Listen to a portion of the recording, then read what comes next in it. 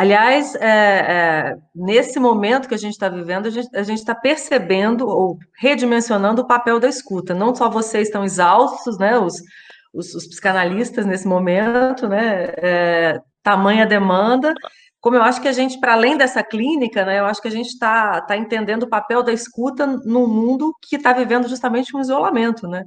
Então, Sim. talvez a gente realmente reaprenda, né? Aprenda a redimensioná-la na nossa vida, entender que todos nós precisamos dela tanto quanto da fala, né? Uhum, uhum. É, E que a escuta pode ser feita não é só com os ouvidos, né? Vamos pegar essa exposição que passou aí, não sei se pela Casa Fiat ou pela Gerdau, ou Sebastião Camargo. Do que se trata ali naquela experiência fotográfica? São imagens, né?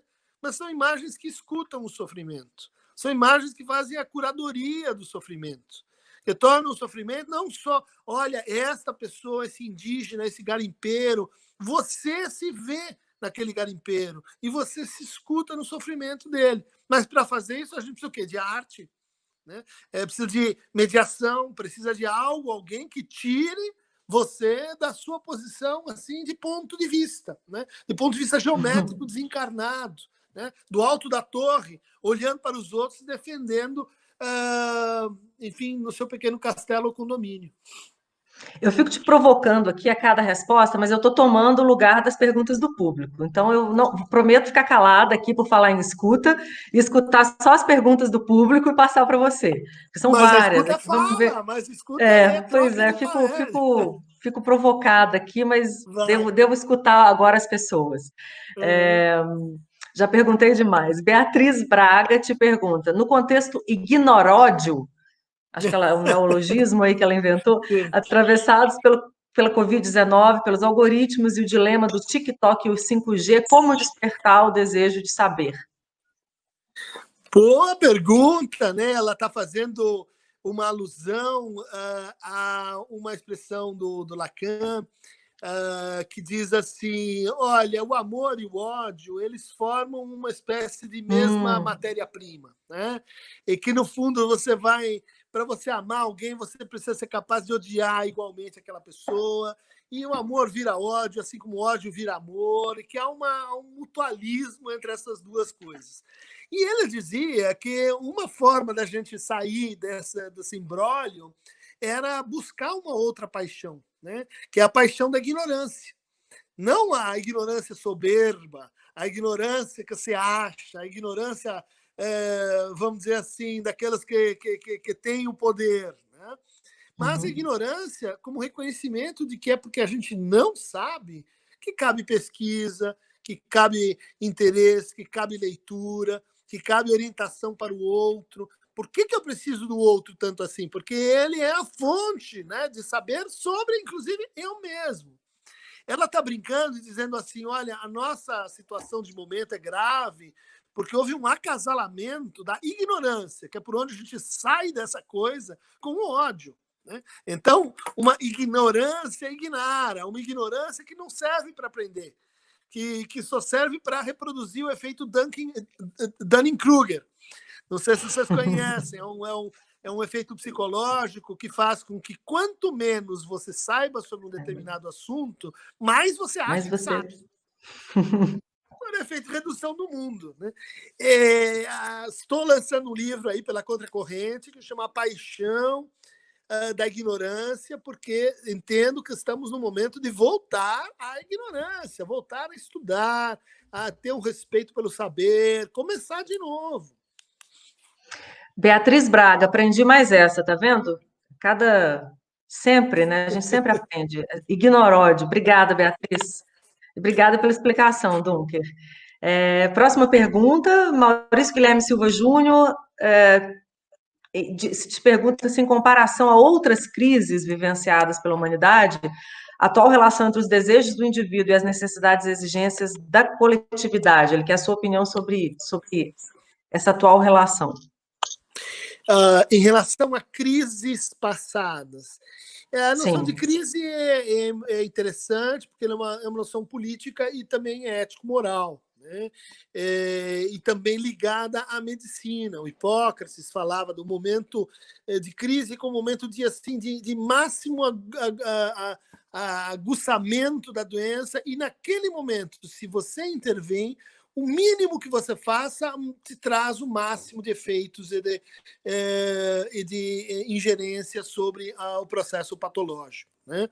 Então, as crises, elas são momentos de decisão, elas são momentos de escolha, são momentos em que a gente pode e tem, portanto, um grau a mais de liberdade. Vamos voltar na nossa conversa sobre o cotidiano, né?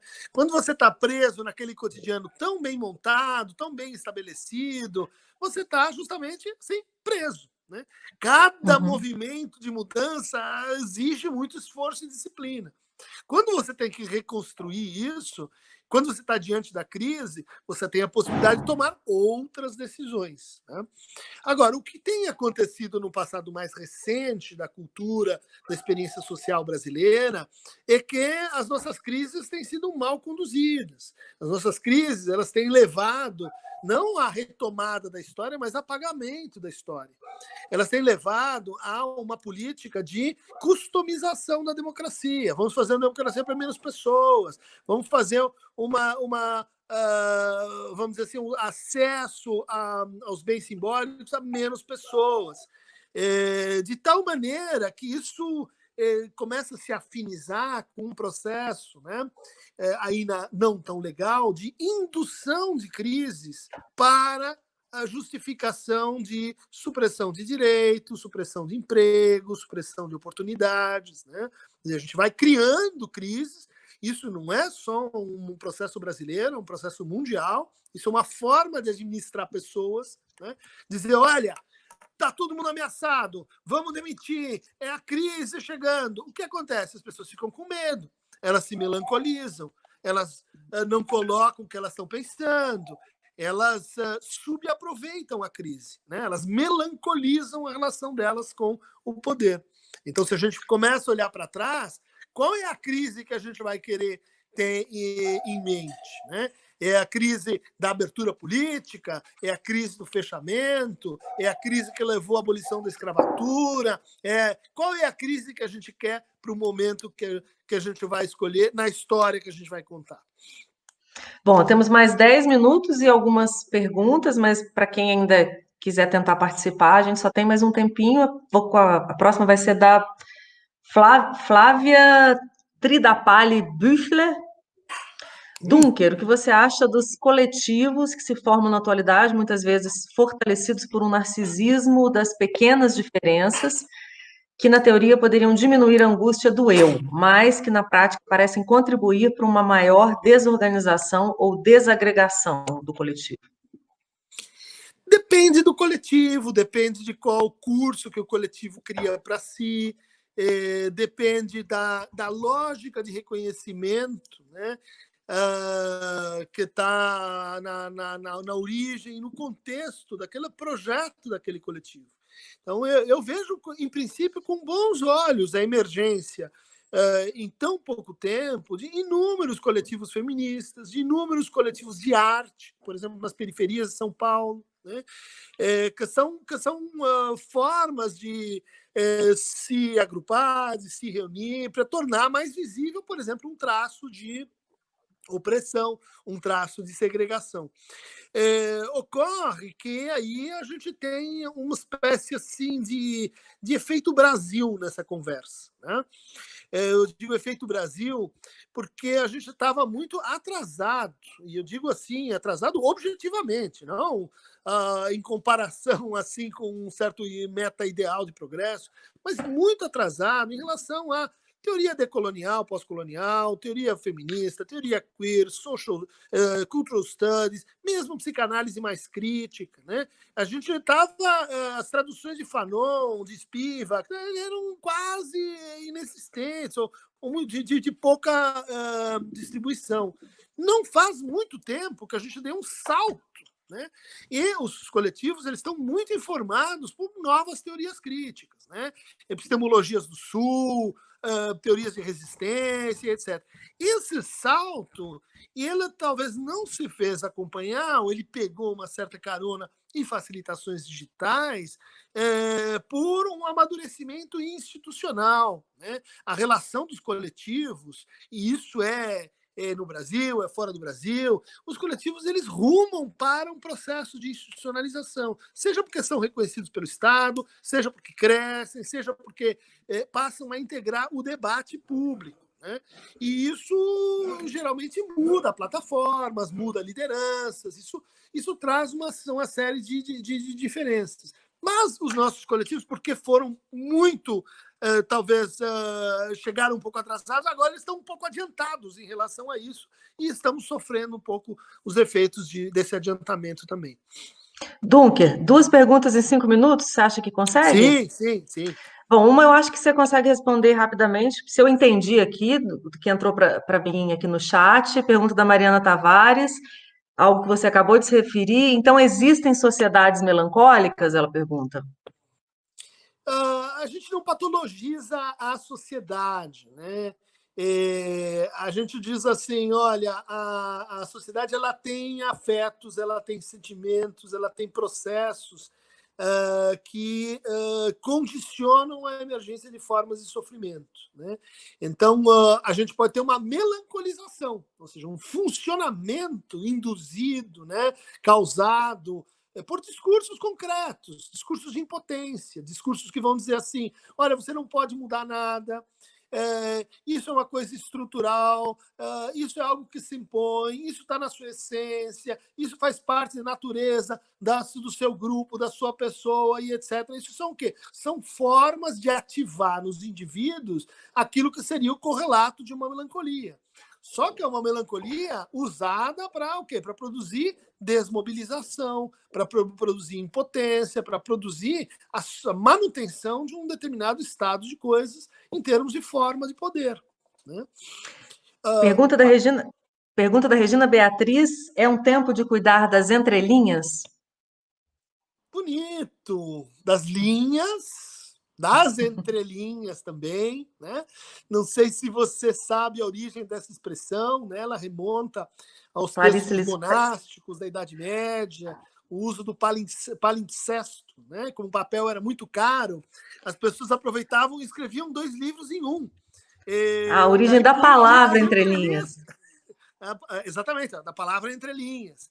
E isso foi criando, então, um problema para os estudiosos, porque você tinha ali uma compactação, né, um trançamento de vários livros ao mesmo tempo, uns apagados em cima dos outros, para que uma cultura pudesse se renovar. Né? A gente sempre lê linhas e a gente sempre lê o entre como esse espaço do vazio, como o hiato. Né? O Lacan tem um poema que eu acho que é muito contemporâneo para o nosso momento, escrito em 1929, publicado numa revista surrealista. O poema chama Hiatus Irrationalis, né? Ou seja, hiato irracional. Não é o hiato da razão. Tá? O sonho é um hiato da razão, a loucura é um hiato da razão. É um hiato da irracionalidade. Né? O que acontece, o que advém se a gente consegue um momento de luz? Diga. Não, e Clarice Lispector falou lindamente disso também, né? Que a gente não pode esmagar com palavras as entrelinhas, né? Uma imagem linda Isso. também. O melhor Sim. ainda não foi escrito, né? Sim. Última pergunta, se você tiver 1 minuto, se você conseguir responder 1 minuto, é sobre Claro, saúde claro, mental, do claro. Juarez Guimarães Dias, como pensar o uso da tecnologia e do aumento do consumo e presença nas redes sociais na pandemia em relação à saúde mental. Teve um impacto que no começo foi impressionantemente, assim, eu diria, positivo, porque muitos analistas, muitos terapeutas pouco experientes nessa matéria, meus alunos na USP, inclusive, nos lançamos numa aventura de receber pessoas em estados graves de sofrimento e fazer o que fosse possível a partir dos recursos de plataforma. Né? Isso foi mostrando resultados surpreendentes para a gente mesmo, de como as pessoas elas usam a psicoterapia, elas usam bem a psicoterapia, principalmente em situações como essa, né? Situações de gravidade, quando a coisa realmente pega, né? Você aprende a aproveitar o pouco de escuta, o pouco de palavra, o pouco de presença que está ali acontecendo, né? Acho que isso deve ficar, assim como uma tendência, mas também, e aí passando para o impacto mais geral, a gente teve uma exaustão de telas. Né? Pessoas com transtornos de atenção, transtornos de sono, transtornos de alimentação, irritabilidade, e muita tela. E o que a tela faz? Ela pode, conforme o uso, suspender o hiato. Opa, terminei a live, eu vou para outra. Terminei, eu entro na outra tela. E o que acontece? Eu perco o cafezinho, eu perco o hiato, eu perco o intervalo. Esse intervalo é muito importante para a restauração psíquica. Né? Quando você não respira, a diferença, né, entre o salubre e o insalubre não está na queda, é quanto tempo você demora para se recompor. Né? E esse demora para se recompor é quanto de ato você precisa. Começa a experimentar uma vida onde tem menos intervalo do que você pode ou consegue ou precisa. Vai complicar, vai complicar. Isso a gente viu na sequência de desencadeamentos, de psicoses, de atos de agressão, de feminicídio, de aumento de violência doméstica.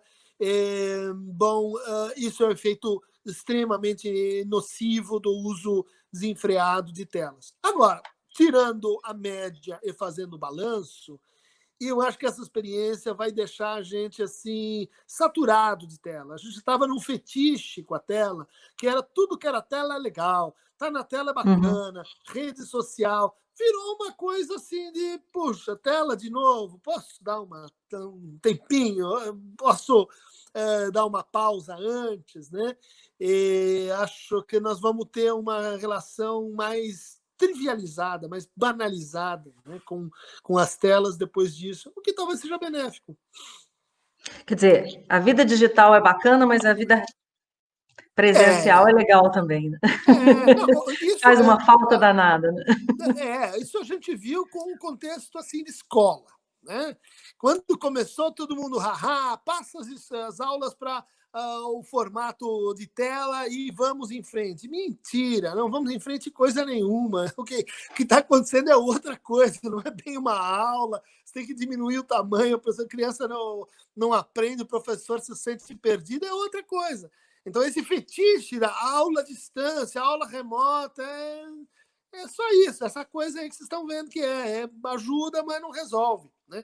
Complemento para a escola, muito bem. Agora, homeschooling, você vai querer depois dessa? Para mim, deu. Dunker, suas considerações finais, por favor, sobre o nosso tema de hoje, ou todos os temas de hoje, né? Olha, eu faria uma consideração elogiosa a você, a toda a equipe, e desculposa em relação aos inúmeros assim, acidentes digitais que nós tivemos aqui. Eu sei como isso é irritante para a pessoa que está do outro lado, porque às vezes a sua conexão também não está boa, então você não sabe se é você, se é o outro. Você perde já aquele esforço de atenção que você está acompanhando um pensamento, daí você vai e começa de novo. É como quando você está atendendo um paciente, você tem que explicar para ele a interpretação, porque naquela hora travou, isso destrói com qualquer humor. A Dani diligentemente ensaiou, fez tudo certo, a gente tinha quadros, imagens para mostrar. Na hora, ficamos com receio de mostrar aqui e ter mais algum problema de conexão, né? Mas por quê? Então eu queria terminar esse então, comentário enfatizando um conjunto de obras, né? Na verdade, exposições ocorridas em Barcelona, mas também em Paris. Isso para situar a nossa conversa no contexto museológico, no contexto de instituições de apoio à cultura. que estão se renovando, estão entrando no debate acadêmico e intelectual de uma outra maneira. Acho isso muito bom. A discussão sobre gestão cultural, ela deixou de ser um assunto, vamos dizer assim, técnico, específico. Agora ela interessa a todos nós. O que queremos no museu, o que não queremos, as discussões em torno do que é estar num lugar de visibilidade. Isso é muito legal. E eu queria, então, destacar um conjunto de instalações ocorridas em Paris, também na Espanha, que deram origem a um movimento estético, que é o que vocês viram hoje aqui. Chama-se o movimento da precariedade. Né? A precariedade quer dizer essa arte da gente conseguir se encontrar, apesar das interveniências, dos encontros, das dificuldades. Né? Então, como é que funcionava a coisa? Elas pegavam telas do Mondrian, do Van Gogh, do Matisse, telas que são verdadeiros ícones e fetiches da cultura ocidental, e levavam para os arredores de Paris, onde tem aquelas barraquinhas que vendem tudo, que o cara vende chinelo, vende panela, vende negócio de fazer biju, né? E eles pegaram obras autênticas e puseram no meio dessas casebres, às vezes é um pequeno vendedor e tal.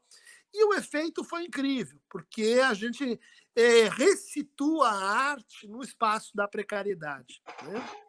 A gente entende que a precariedade ela é um fator, vamos dizer assim, de abertura para a contingência, de abertura para o possível, de abertura para a certa vulnerabilidade do outro. É uma orientação, vamos dizer assim, com a qual eu sou muito simpático. Escrevi sobre como a estética da precariedade é totalmente diferente de outra coisa que a estética do tosco. Né? O tosco é o ignorante que se acha, né? A ignorância que impõe, vamos dizer assim, o seu poder sobre o outro. A precariedade é o contrário. Né? A precariedade é o poder dos humildes, a precariedade é o poder da gente se combinar com aquilo que faz a gente lembrar que somos seres humanos, né? E não máquinas de trabalhar, e não telas, e não imagens, e não personagens, e não pseudônimos no Facebook. Faz lembrar que a gente é muito menos e muito mais do que a gente acha que a gente é. Bom, em nome de toda a equipe desse webinar, eu que agradeço, Dunker, a sua participação, né, por você se disponibilizar para nós aqui durante as suas férias, inclusive, né, foi uma ótima conversa, obrigada. Eu conversei hoje com o psicanalista Christian Dunker, com essas breves interrupções que não atrapalharam em nada a delícia que foi essa conversa. Agradeço imensamente, Dunker, pela presença. E como eu disse lá no início, né, eu falei e disse, não somos mais principiantes na arte da quarentena depois dessa conversa. Acho que a gente passou aqui pelo menos para o nível intermediário. Agradeço também pela participação da Sabrina e do Uziel, ampliando aí o alcance dessa conversa. Obrigada a todos vocês que acompanharam, que participaram dessa incrível conversa mesmo com o Dunker. Esse webinário conversa sobre perguntas, é uma realização da Secretaria Especial de Cultura, do Ministério do Turismo e do Governo Federal, de uma iniciativa conjunta da Casa Fiat de Cultura, do Centro Cultural Banco do Brasil, CCBB, Memorial Minas Gerais Vale e MM Gerdau, com patrocínio da Fiat, Banco Fides, Banco Safra, Banco do Brasil, Vale e Gerdau. Conta com o apoio do Amigos da Casa Fiat de Cultura, CBMM, além do apoio institucional do Circuito Liberdade, do Instituto Estadual do Patrimônio Histórico e do Governo de Minas. Dunker, mais uma vez, muito obrigada por essa conversa. Obrigada a todos vocês e até. Tchau, Dani. Tchau, Zé. Tchau, Sabrina. Poli, Bruno, toda a turma. Valeu, gente. Vocês estão de parabéns. Tchau, tchau.